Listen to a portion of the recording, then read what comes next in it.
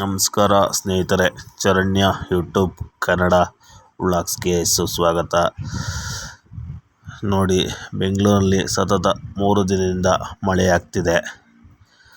ಈ ಥರ ಮಳೆ ಆದರೆ ಬೆಂಗಳೂರು ಬಿಟ್ಟು ಹಳ್ಳಿ ಕಡೆಗೆ ಹೋಗ್ಬಿಡ್ಬೇಕು.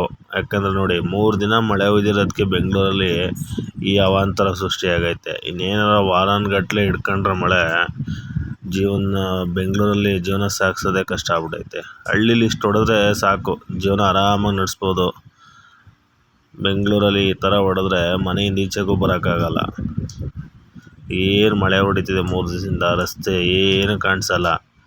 ಒಂದು ತರಕಾರಿ, ಒಂದು ಡ್ಯೂಟಿ ಇರಲಿ, ತರಕಾರಿ ತಗೊಂಬರೋಕ್ಕೆ ಆಯ್ತಲ್ಲ ಈಚೆಗೆ ಬರೋಕ್ಕೆ, ಹಂಗೆ ಹೊಡಿತಿದೆ ಮಳೆ.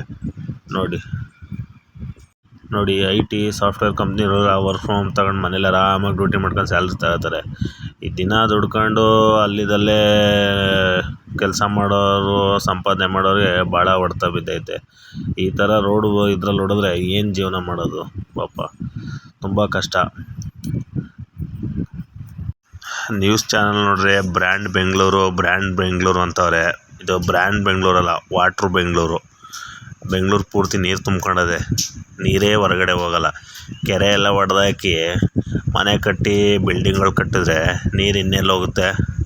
ಮನೆ ಒಳಕ್ಕೆ ಬರೋದು. ಅದನ್ನೇ ನ್ಯೂಸ್ ಚಾನಲ್ ಹಾಕಿ 3 ದಿನ ಆದರೂ ಅದನ್ನೇ ಹಾಕ್ತಾ ಇರ್ತಾರೆ. ತಿರ್ಗಾ 3 ದಿನ ಆದಮೇಲೆ ತಿರ್ಗಾ ರಿವರ್ಸು.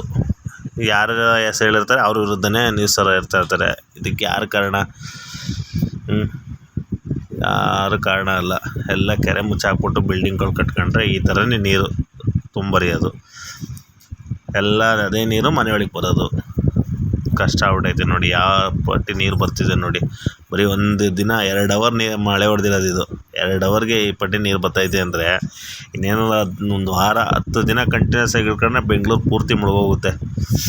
ಎಲ್ಲೆಲ್ಲಿಂದ ಬಂದಿದ್ದಾರೆ ಅವರೆಲ್ಲ ಅಲ್ಲಲ್ಲಿಗೆ ಹೋಗ್ಬೇಕು.